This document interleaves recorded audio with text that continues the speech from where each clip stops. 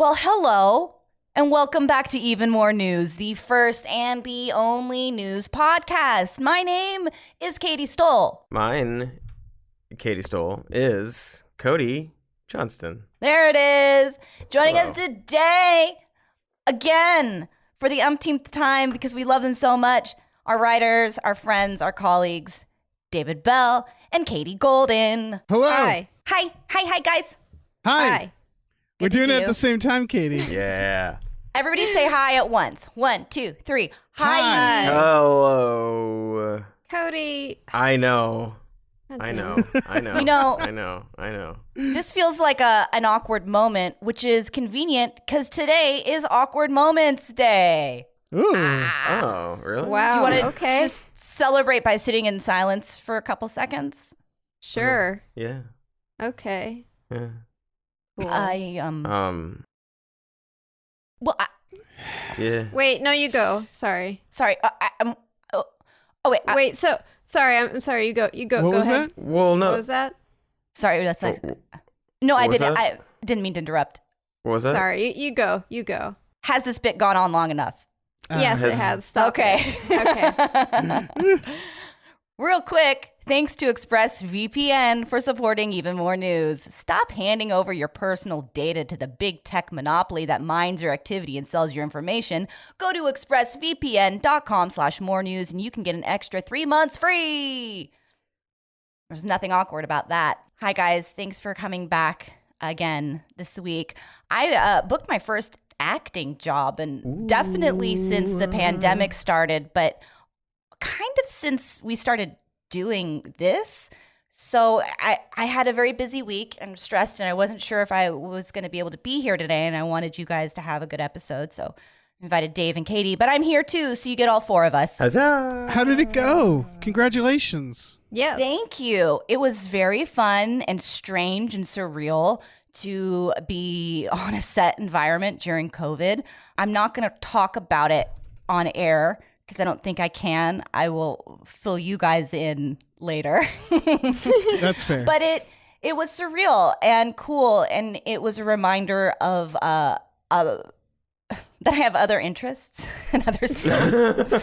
I have other friends, okay? You know, it was like, oh, that person is still in me and I still enjoy it. It's weird. I was a little bit hesitant about whether or not I should take the job because this work is so important to me, but that's a fun part of who I am, and it's a passion of mine. And so it was pretty exciting. And there were a couple people on set that I knew from my very first job in LA, and that was cool.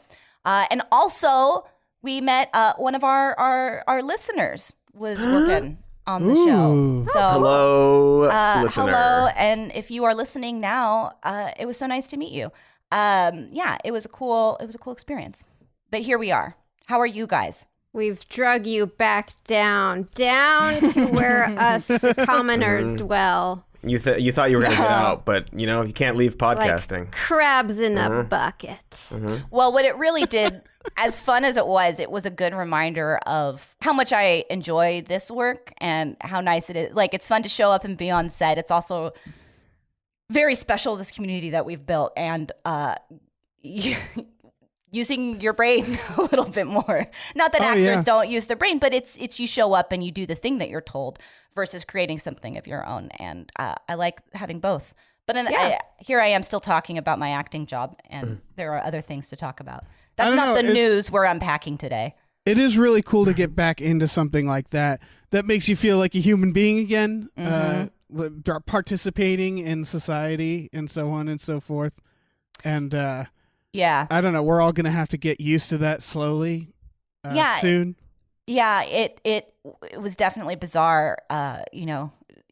You wear your masks, but then you have to take your mask off, and you're in a room with a bunch of people. And it felt vulnerable, but also exciting. Like I was been let out of my cage or something, only to be muzzled again very quickly. Muzzled, censored. Censored. Canceled. Best-selling book by Katie Stoll. Dave, you just got your first round of the vaccine today. I did. I got it today. You're canceling the virus. Canceling, yeah. I'm very yeah, excited for you. It was. I never left my car. It was a drive-through. What a dream. Vaccination. Ooh, what a dream. Yeah, it was wonderful. Could you give me some of your bodily fluids, please? Yeah. I'm selling them online. Cool. I'm gonna have a variety on. I don't know. I'm thinking of maybe eBay. I don't know. How do you? Are there sites specifically for selling bodily fluids? I'm sure there is. It's gotta be. Okay, there's gotta be. Isn't that Wish? Sure. Yeah. Wish.app.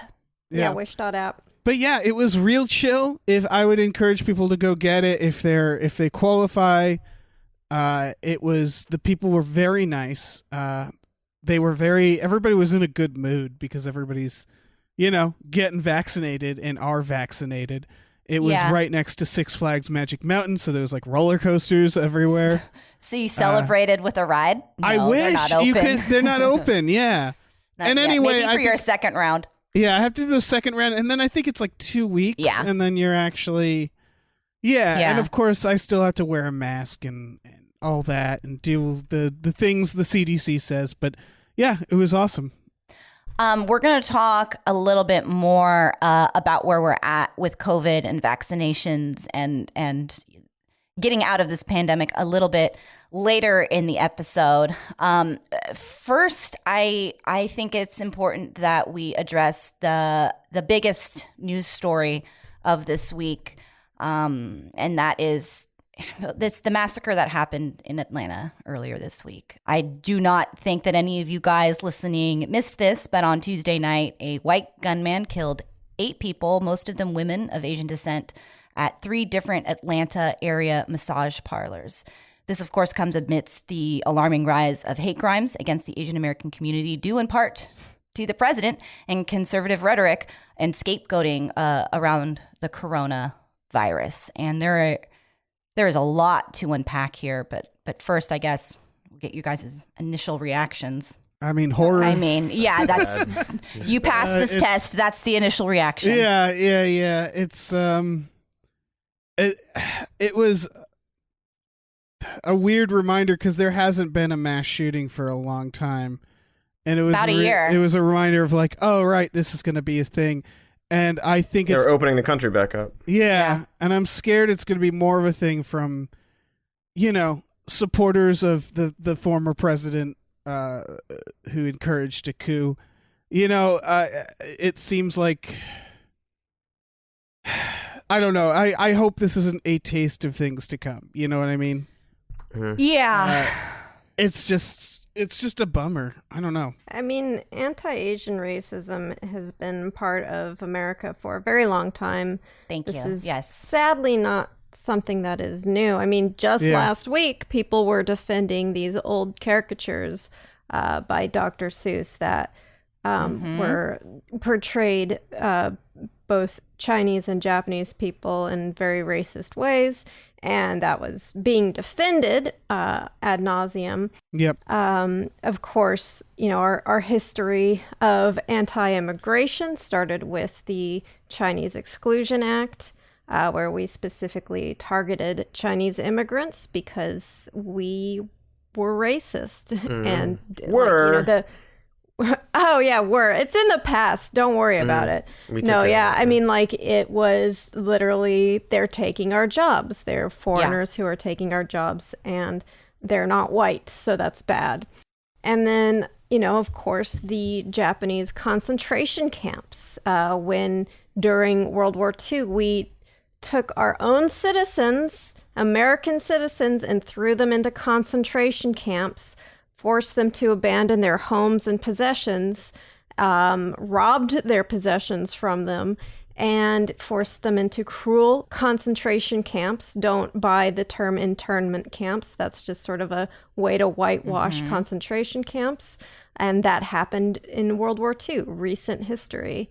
And, the Vietnam War, where we committed so many atrocities that, I mean, like, it's one of the more stunning examples of war crimes that we committed during the Vietnam War, and that were documented. So, this is not, it's very sadly not surprising, even though it's horrifying. And I think it's like shocking when it happens, but it's not surprising because of our history. I think it's surprising to some people because I think people don't pay attention to this. It's like hate crimes against the Asian community has also been on the rise recently. Yeah. And I think people just sort of don't think about it nearly as much. Yeah. I think that, first off, thank you for that overview, Katie. You're completely correct. This is not something that's new. And yes, it is something that's overlooked. We've had a couple guests on our shows recently. We had Chef Jenny Dorsey on a few weeks ago, and last week on Worst Year Ever, we had Christopher Wong, and they both talked a lot about this, about all of those things that you just highlighted, Katie. And to your point, Dave, it's maybe surprising to some because we haven't talked about it. We haven't put a name to it. I mean, we put a name to it, but for years, I mean, I think we're in this bubble or we don't see it. Also, it's difficult to prove a hate crime. It's difficult to and especially specifically against Asian Americans. I thought you just asked the murderer, right? You asked whether or not they're a racist, and then just trust them. We'll get into that based on what they say. Oh, just speaking of, you're saying like we haven't put a name to it. Like there's an NPR headline that says the history of anti-Asian sentiment in the U.S., which is an interesting way to phrase racism. Just like sentiment, anti-Asian sentiment. It's also this is like not nearly as extreme as what we're talking about, but like the Oscar nominations came out, and Stephen Yeun got nominated, and he's the first Asian American to be nominated for an Oscar for actor, and it was those little things like that where it's like, wait, really? Like you just sort of have figured that was, and I guess that's what I mean, or what I think is most people just don't. They don't think it's a problem, and they're becoming surprised to learn that it's a problem, and it shouldn't be. I had an interesting conversation on set, actually. The man that I was working with, he's Korean American, and we were reading about this news on set together, and I was talking to him about it. And his wife is German. She came here from Germany, and he said that whenever these things are happening, when we're having these conversations, he thinks about her experience growing up in Germany, where it is illegal to deny the Holocaust. It is taught. There is a cultural reckoning with their history, and they have a name for it, and they understand it, and they accept it. That does not mean that Germany does not have its problems. We all know that they do. And there is a rise of the far right that's currently happening there as there in other places. It's not that it has it all figured out. But specifically in terms of anti-Semitism, they have a cultural reckoning. And I think that here, what we don't do, but it's not something we do. We whitewash our history. We teach a version of it. We do not take accountability in our personal lives, even though my friend's wife was not a Nazi. It's something that's a part of her cultural heritage that she has to acknowledge. And I think that is something that's missing, and that's something that is very important in these conversations, because it can feel, not pointless, but sharing information, sharing this thing, that hashtag, unfortunately, is how things get traction online. But talking about it is a step, is an acknowledgement of what's happened. Does that, you know what I mean? Yeah. I mean, it's interesting when people feel personally offended at exploring the racist history of their country. It really makes me question how that's part of their personality. Like, why are you making the history of your country so part of your personality that you're personally, you're offended by examining things like, our racist history or even our racist present. Why is your personality so wrapped up in that you find that offensive, or like it's an attack on you? Why is someone such a fucking dork for the country like that? Like, that's the thing. No, seriously though, it's like, who the fuck wants to just make that their identity? Right. Who simps for America that hard? Born. People who hate identity politics, obviously. And the idea that these things that they get offended at the notion that our country wasn't great. Of course it wasn't. No country was. It's so weird.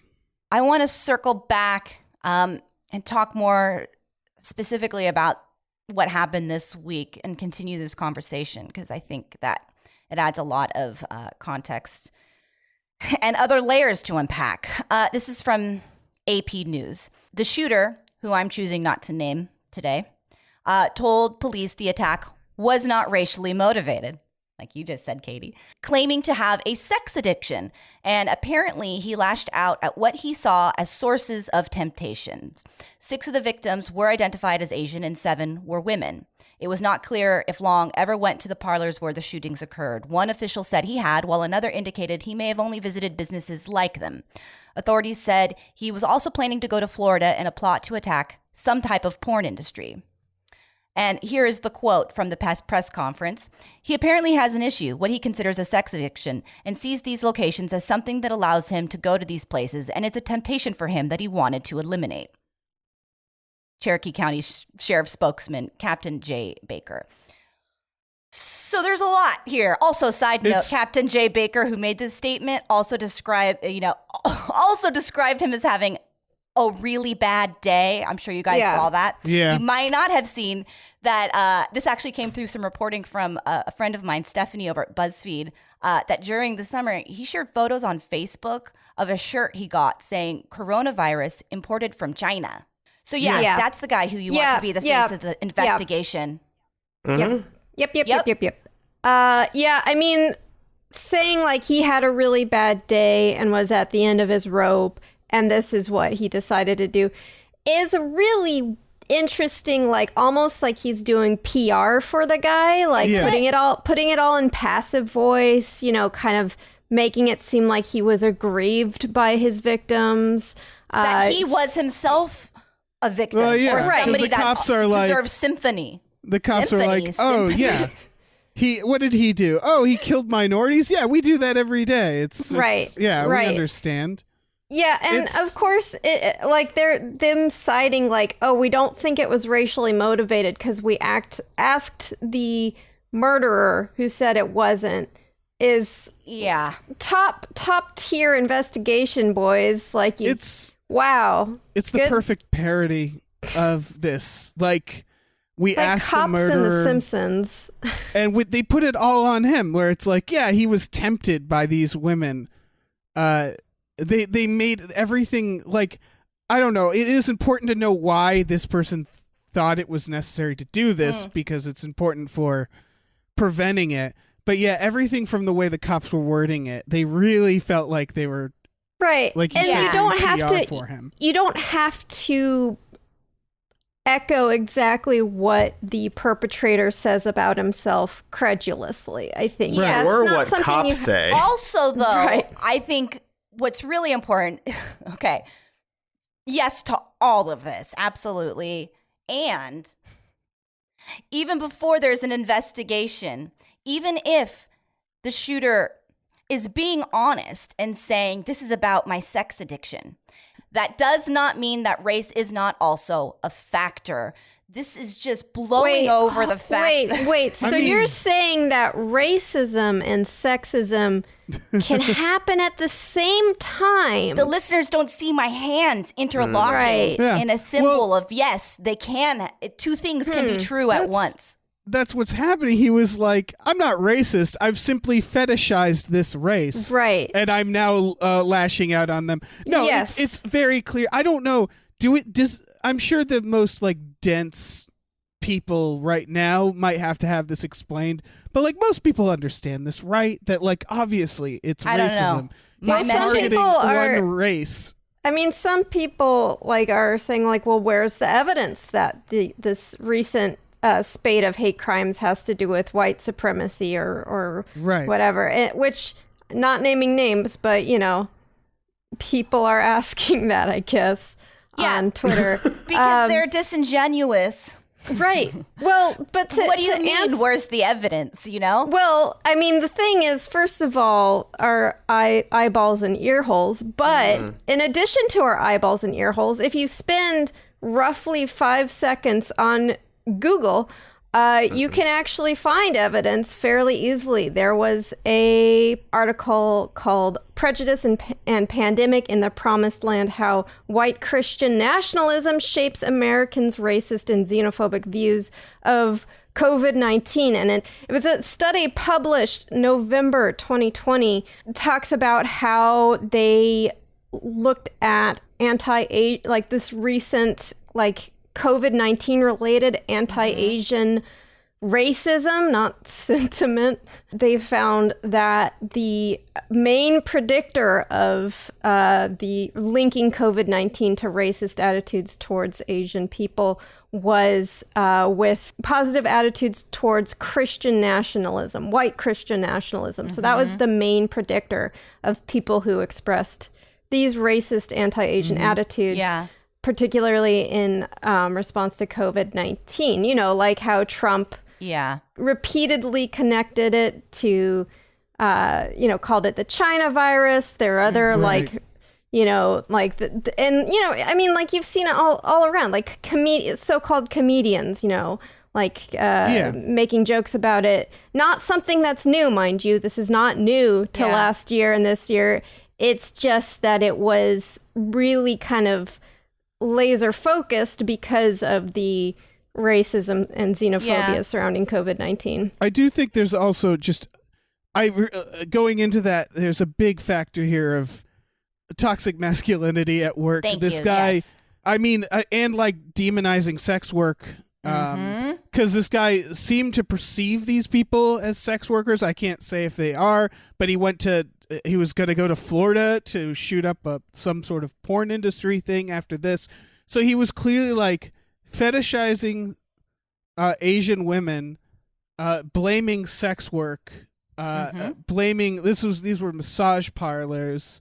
There's so much to unpack. Yeah. You're so many different things rolled into one, which is white Christian male, repressed, porn, sex is bad, which so I have to kill them, and it's good freaking God. And there are a lot of these articles that have that, they love this framing of well, he was a good Christian boy. Yeah. And his mom, wasn't.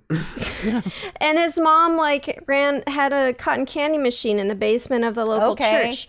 Right. So, but here's the thing is, what's interesting about that is that, evangelical Christian, nationalism very much can be violent and include toxic masculinity and racism.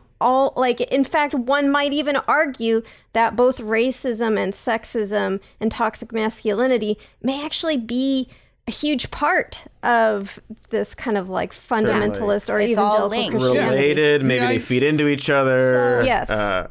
He was clearly taught that pornography and sex was wrong to some extent, that he felt shamed by it. Which is a whole other thing about our culture and yes, religious communities that deserves unpacking. But this person, whoever, I don't know much about their background, but just judging from what I've heard, it sounds like they're just a deeply a broken person, someone who was taught that the world works a certain way that it just didn't. Yeah. So and so he decides to blame Asian women for these feelings of shame because he's been taught that it's okay to scapegoat them. Right. And they're doing it to him. Yeah, this is all obviously a part of it, and that's what makes it a complicated thing to talk about, especially online, because you hear people saying well, wait for the investigation, but it's also, I think it's more about toxic masculinity versus, hate crime. But I don't want to talk about this without centering the fact that, yes, this was directed at Asian women, because it's true. Toxic masculinity and violence against women is a problem that most women in my life are affected by at some point. Fear, at the very least, of being afraid for their personal safety. And so I acknowledge that it's hard enough to move through the world as a woman and navigate all these different spaces. But again, as I'm spending all this time thinking about this story and other stories like it and learning over the past year, I just can't even imagine what it's been like for Asian women. You know, like you also have that fetishization, that exotic, you know, this ideal of being the exotic woman and that kind of pressure and the comments that you get from men that I maybe didn't even think about earlier in my life, but I've been thinking about that a lot, especially as I talk with like my female Asian friends and unpacking all of this. I mean, yeah, and I think it's important that like feminism is never used as a smokescreen to avoid talking about racism. Yeah. Which is a big frustration. I think, you know, it's not mutually exclusive to talk about women's issues and, you know, the issues that women face when it comes to racism. And it's really doing a huge disservice to feminism to ignore issues of race in it and just kind of like say like, oh, it's, you know, like it's not a competition. Like they're both issues that need to be talked about at the same time. Another really frustrating issue with reporting on this is it seems like, I mean, there was a Korean news outlet that interviewed witnesses who reported hearing the man yelling about how he wanted to. I don't know if is it okay to include this? It's like it's pretty rough, but I think that you asking about it warns people that something rough is it's coming. a trigger. I don't know what you're about to share, but I think that if we're warning people now to be prepared or to skip ahead. It's a very hateful thing that he said, violence towards people. Like the witnesses reported that he said, "I'm going to kill all Asians." And they told this to a Korean news outlet who actually interviewed them. And there hasn't been, I didn't see any U.S. news outlets getting these same interviews with witnesses, which I don't know what's going on. Like why? Because like there seems to be endless information about the murderer, but very sparse information about the victims or the witnesses or like interviews with the community. Yeah, they haven't released all the names. I think some of it's because it's still pending. Right. Is what I read. It's all still early for sure. But like, that's a piece of information that I truly hadn't heard that. Yeah. Horrifying. And you're right. I don't know why that's not being widely reported here. Right. I don't want to like say, oh, this is, you know, like I don't know what's going, like why, what the delay, but there is definitely, regardless of the intention, there is definitely a problem when the media is focusing so much on the murderer and interviewing the murderer's family and all of these and humanizing the murderer, whereas the victims. They really do. Whereas like the victims and their families and the community, while I don't think they should be harassed, I think it's a incomplete and dangerously incomplete media narrative when those voices are completely missing. Yeah. So, you know, that's a big problem. I know why it happens. It's so crass. It's the same reason we like true crime or anything else. We want to know what a murderer's like. I think everybody is morbidly curious to be like, oh, what's this person like? It's awful. What's their home life? Yeah. Was there an indication? Yeah. Why were they like this? What turned them? Like, what's the, Yeah. It's the same as when we're obsessed with serial killers. It's all, it's like we find it fascinating. When the answers usually like they all kind of suck.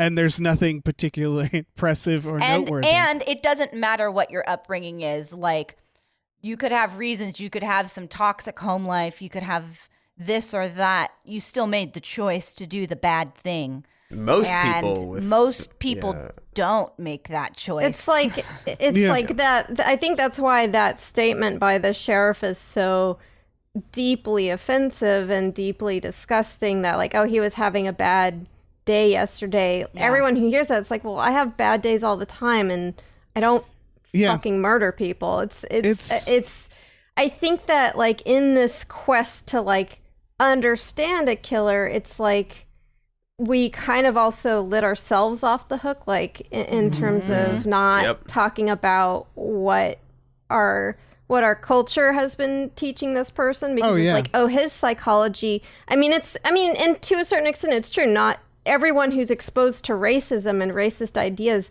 doesn't turn out to be a murderer, but that, so it's like, yes, he is an outlier, but the ideas that he was fed and that shaped his worldview that led him to become a murderer are things that are common in our society. And so I think like trying like this kind of thing of like, well, what was it in his psychology that led him to do this? And I think like for a lot of people who experience racism, they're like, really?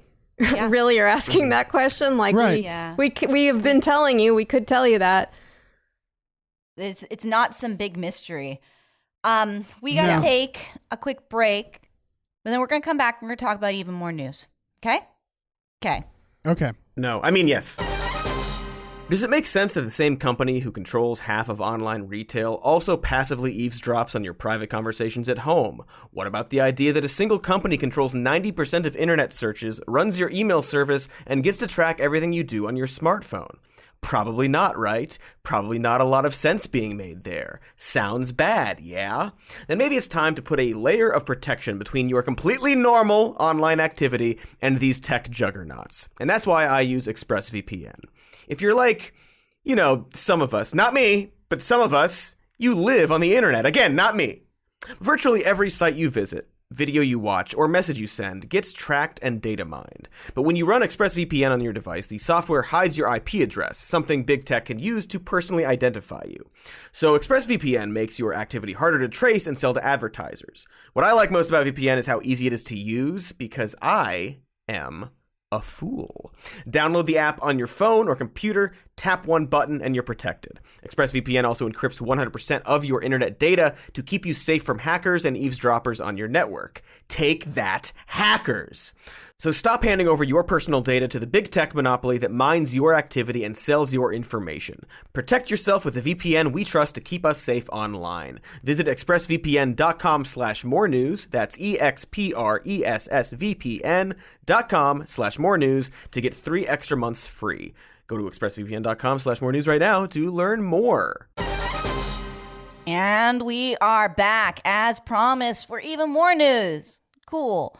Cody, I'm going to throw this to you because it's in your wheelhouse. It's in all of our wheelhouse, but I've had a long week and I'm letting you take it. It's fine. Talk to us about Steven Crowder. I guess I'll talk about Steven Crowder.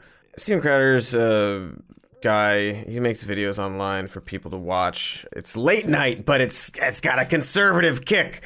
He's very racist, and often wrong and a liar, and he spreads conspiracies a lot. He was big on the election fraud story, and things of that nature, and a lot of homophobic stuff. But recently, he was very racist again, talking about basically in the COVID relief bill stuff about money for black farmers who've been discriminated against for many years in the nation of America. I don't know if you're familiar with the discrimination of non-white people in America, United States of.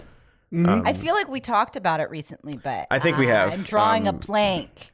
That's okay. That's okay. Have we asked the white people if they're racist, though? Like, have we asked them? Oh, actually, that's interesting. Yeah, because if they don't, and this is literally arguments I've heard of from weirdos who went to my Instagram to comment on my dog's photos about this. But if you don't say, I think white people are superior to X, then you're not racist. You have to say that. Right. That's what racism it's like is. you have to say you're a cop.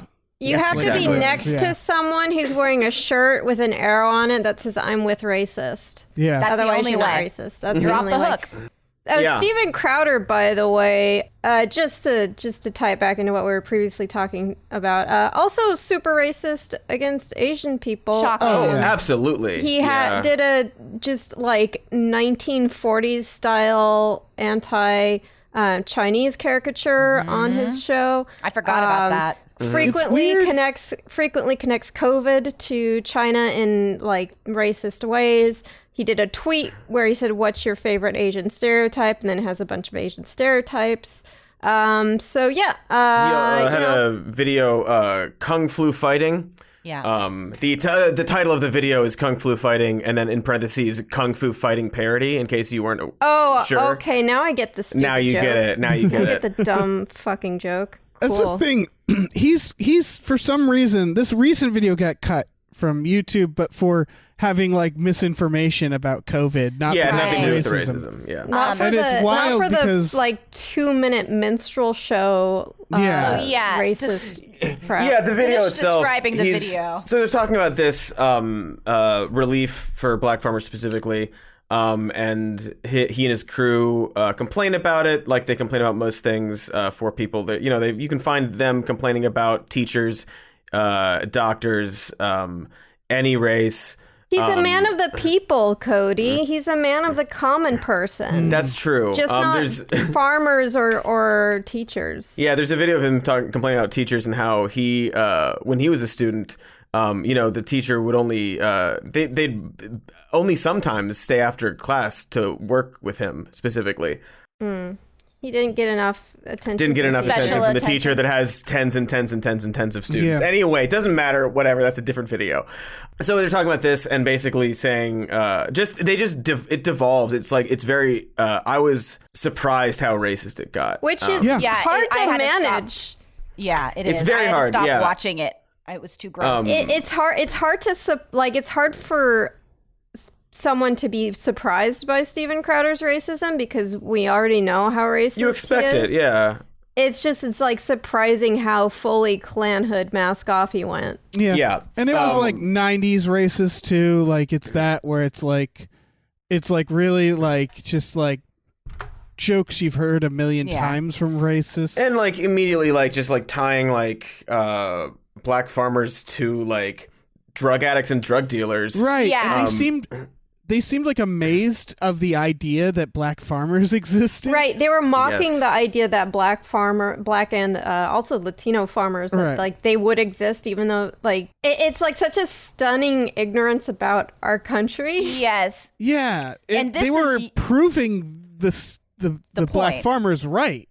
Like they Right. were like the black farmers are like talking about how there's like a history of racism, which there is with the USDA. Which clearly Crowder didn't like look into. No, they never And he did. just went into a bunch of. He saw the words "black farmers," didn't read the rest of the article, and said, "Oh, we can get about 10 minutes." Yeah, we can milk this. Right. Because also they tie it to, they talk about how like, black farmers, that's the last thing that you'd think black people would want to do in America. Referencing slavery. So like maybe there's something to that. Well, like maybe funny. there is like racism Yeah. again. Like it's just wild that they say these kinds of things without Right. actually They say- realizing what they're saying and like Yeah, they say, the like, point that where they're are the- inadvertently making. Yeah. Right, like where are the receipts that there's like one of them goes like, where's the receipts that there's racism against black farmers? Cut to 1 second later, they're doing a bunch of stereotypes of black people. Right. Yep. And, Yeah. and the Show me reality- one shred of evidence. Here's my minstrel show. There's Like- tons of shreds of Literally evidence. receipts.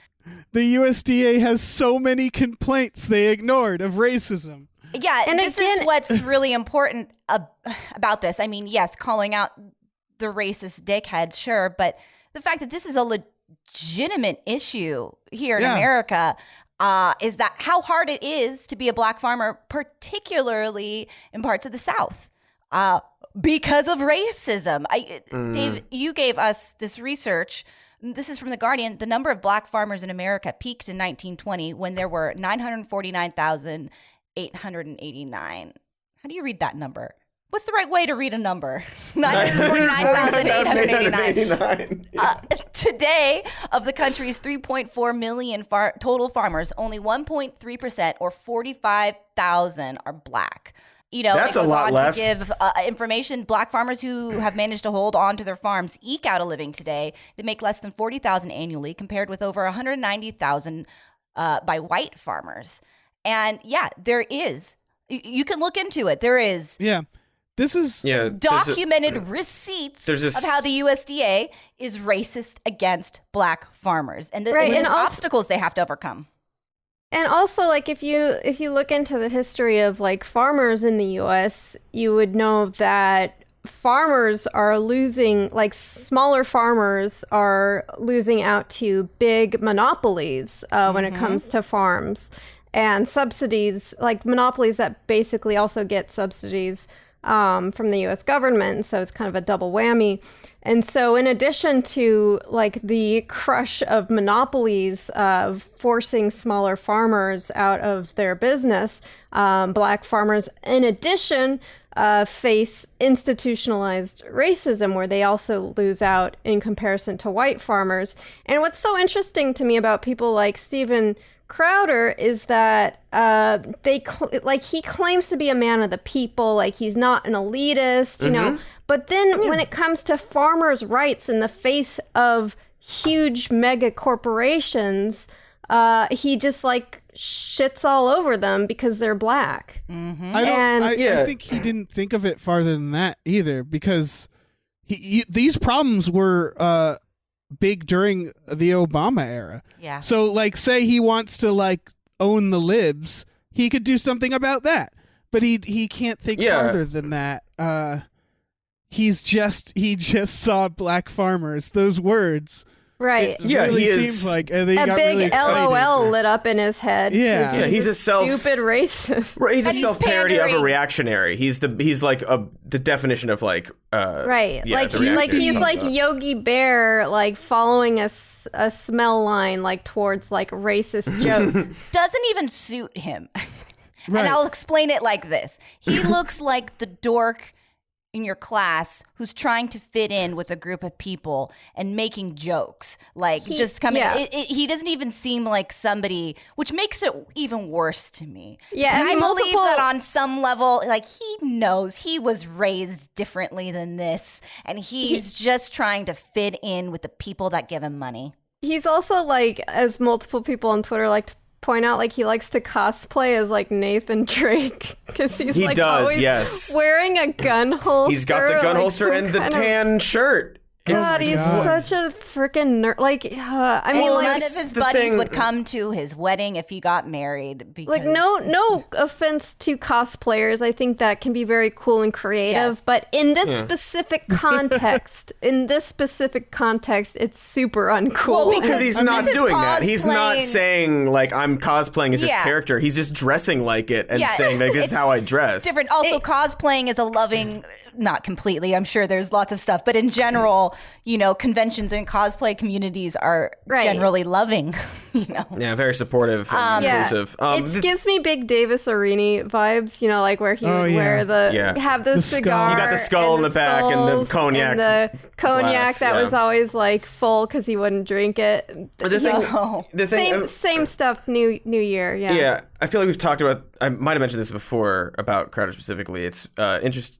I mean, obviously he doesn't believe in half the stuff he says. There have been people who've been guests on this show who've like pointed out, like, yeah, by the way, like he said, like, I don't really believe in this. We're cool, right? That kind of stuff. He doesn't really believe most of the stuff he says. He knows where he knows where his money comes from. Yeah. And he knows what he's doing. Which is worse in a way. Or yes. Maybe the same. Maybe not worse, but the same amount of bad. It's at the very least the same amount of bad. At the very least, yeah.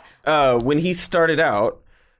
Before he started just being like racist late night, which is a lot of late night too, but like this kind specifically. And before he did that, and then like tried to be on Fox News for a while, didn't work out, got punched by a union guy for whatever, doesn't matter. He started out, one of his first videos, and most of his videos originally were about bullying and how bullying is bad. He was bullied when he was in high school, like you're talking about. Like he's the kind of like the kid who's like he's trying to like get along with everybody and like, oh, like I'm joking too. Like, aren't I cool, right, guys? Like that kind of thing. He was bullied, and so he was very anti-bully.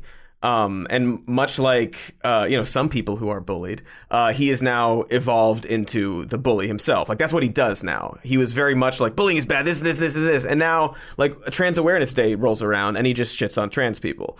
Something like this comes around. He's like, oh, I can bully now. Like that is what he has embraced. Right.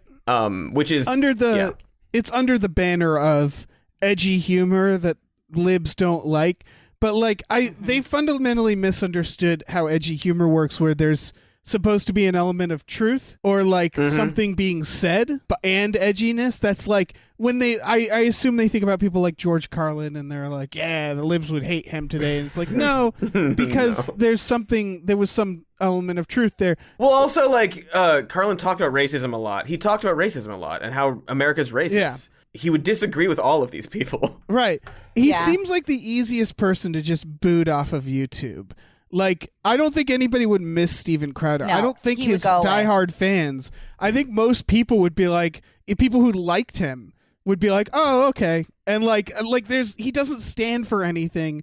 He's not adding anything. Just kick him off YouTube. The problem, I think, would be solved. Yeah, honestly. He would just be on like a subscription service for Blaze TV or something like that. Yeah, exactly. That, and right? we could all just forget about him because he's...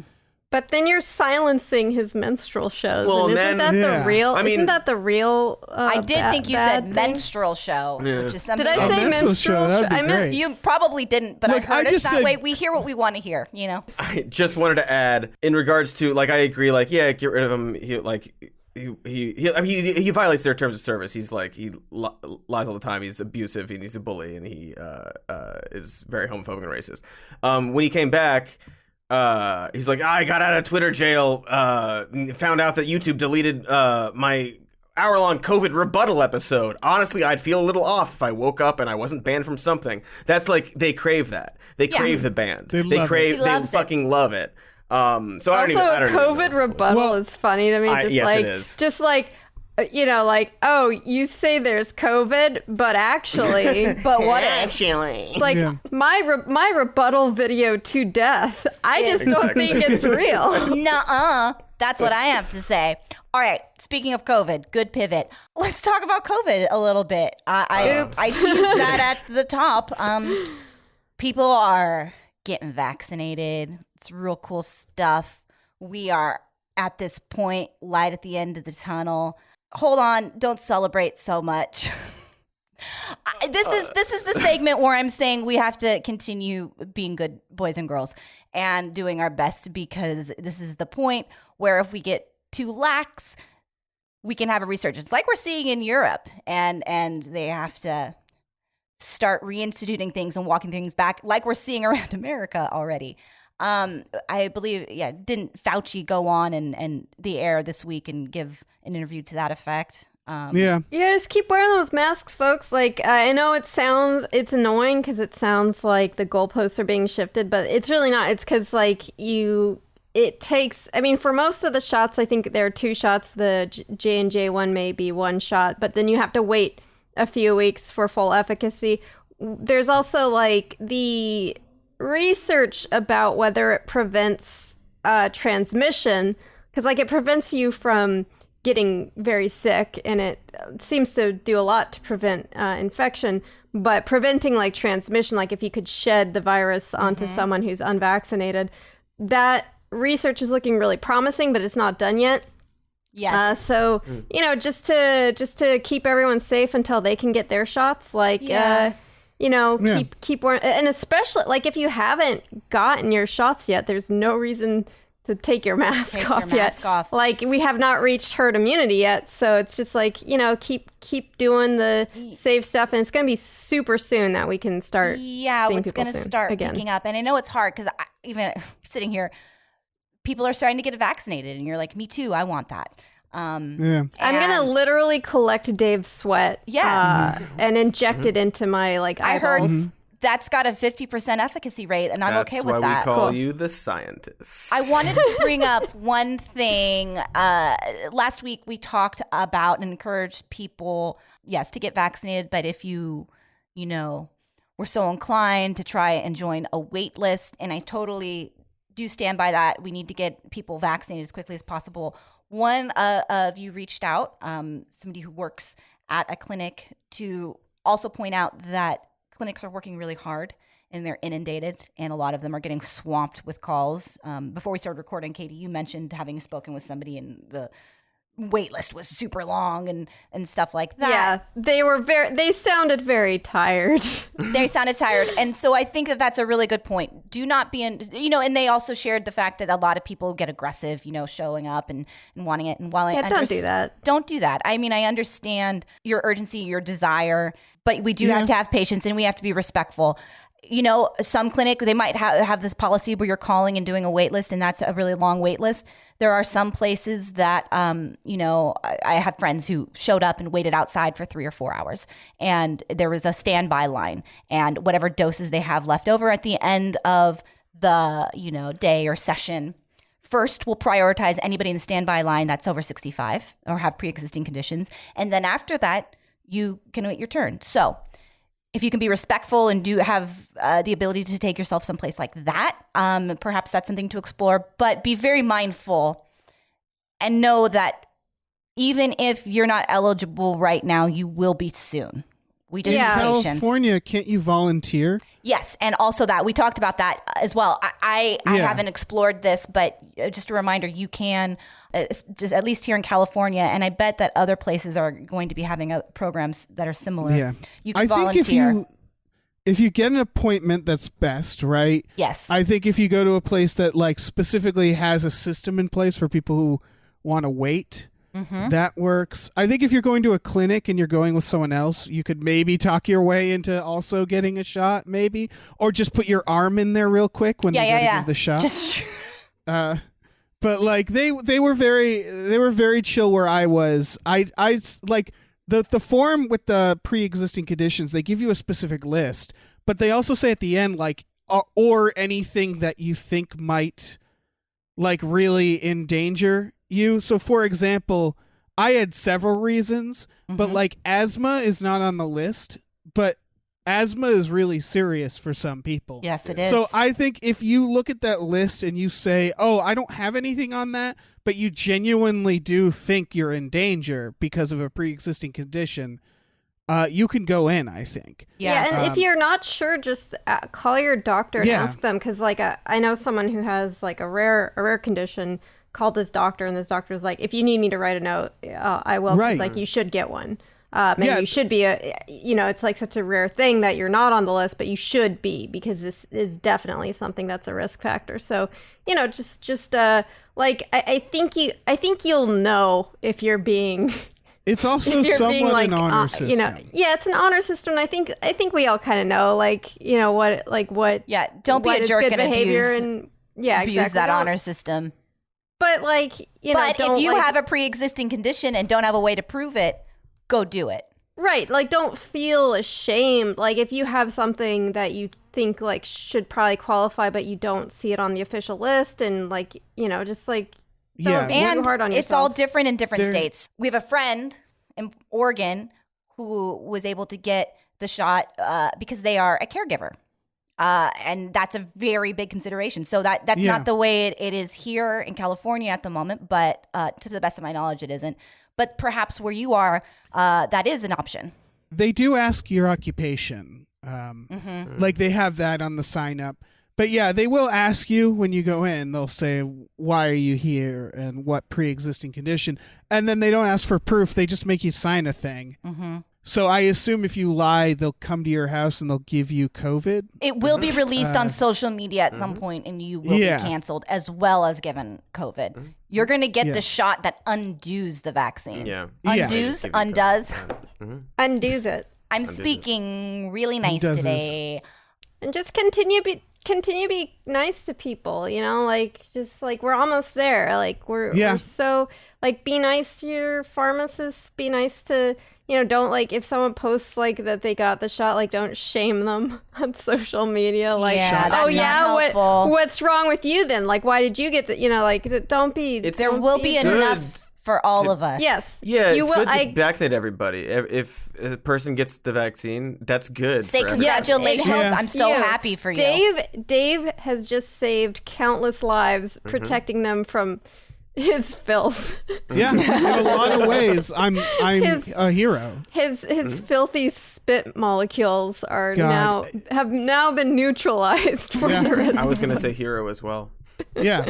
A real hero. All right, before we go, Katie, You had something you wanted to talk about, and I desperately want you to talk about it. So this is your time to shine. I'm going to speed run this. So this is Steve Mnuchin's wife, Louise Linton, stars in a movie she made called Me, You, Madness, in which she plays a very rich serial killer who preys on attractive men that she invites to her huge palatial mansion.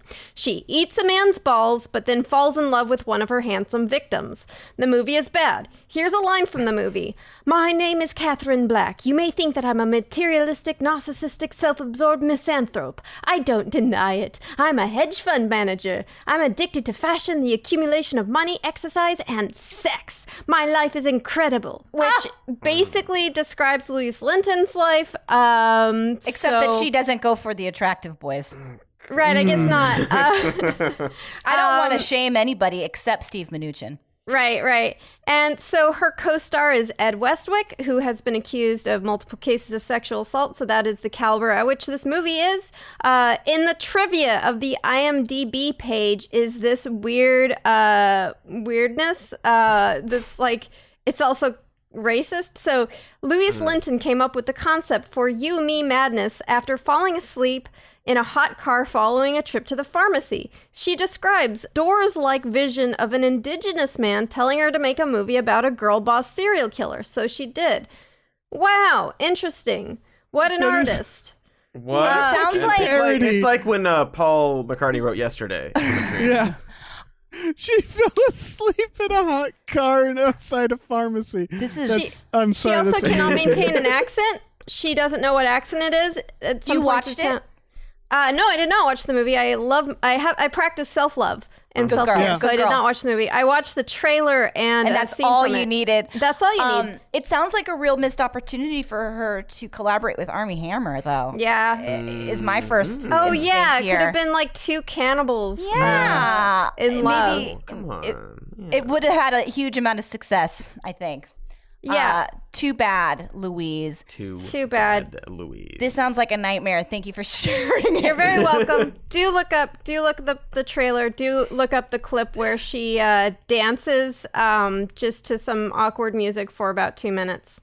Beautiful. Oh, I saw that. It was incredible. I did see that. I will unfortunately also her see doing it. that series of movie, just like listing names of movies. Oh yeah, See she that? looks at the camera with that she keeps posing with a prop gun and lists movies.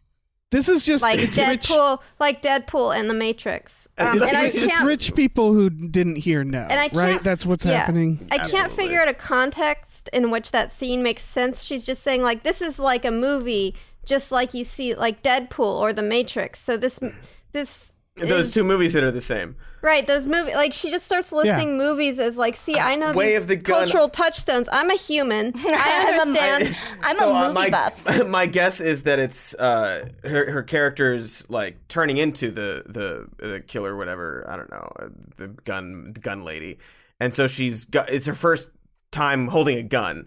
And she's like, "Oh, I know how to hold a gun. I've seen," and then the list of movies. All of them are like gun related. Right. Dirty Harry. Yeah. Cars. Pixar's The Cars. Does one of the cars hold a gun? Yeah.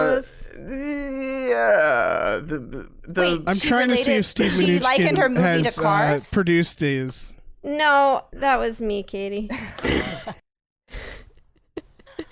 Oh, good. But yeah, it's bad. It's don't watch. It's not like one of these things where it's like, oh, it's so bad, it's good. Yeah. Like we're not gonna hate watch this. Like, No, don't hate watch it. Just watch the highlight reel of like people who make hate fun watched of it for you. Yeah. Because there are like brave people who hate watch movies for you and put clips on the internet. So Yes, there do check those out. Go watch the Zack Snyder Justice League instead. No, don't. You know, Guys, take a 4 hours out of your day. Oh yeah. God, practice. Talk about self-love. that. We're gonna need a lot more time. Yeah, practice self-love and don't Just do that. Just say no. Just say no to bad movies. Guys, thank you so much for joining us today. I think you're great, both of you. Just fucking top notch, out of this world. Great. Everybody knows you I agree with her online, completely. but just share where they can find you online anyway. Katie? Yes, I'm Katie Golden. I host a podcast called Creature Feature where I talk about aminals and the cool stuff they do. Probably by the time this comes out, no, I guess a week after this comes out, I'm going to talk about a self-decapitating sea slug, so that'll be fun. Yes. Yeah, check that out, and I'm at Katie Golden on Twitter. That's KatieGoldin. I also do Pro Bird Rights, which is an account of a bird. Yes. That's Nice. That's accurate. That's true. I have a Patreon account with Tom Ryman. Patreon.com/gamefullyunemployed. We have exclusive podcasts on there, including Tom and Jeff Watch Batman, where they will be covering the Zack Snyder Justice League. Here we go. 4-episode series. So if you want someone else to watch that movie for you, Is that check an us out. episode per hour? An episode per hour. it's an episode per hour. Nice. That's correct. Perfect. I'll be on one of the episodes covering one of the hours. But we don't know which one. you yeah, just have to you'll listen to have them all to to find listen. you. Exactly. I'm on Twitter at Movie Hooligan. That's it. That's my stuff. That's all the stuff. That's it. That's all we got this week. We'll be back next week. In the meantime, remember, we love you very much. Much.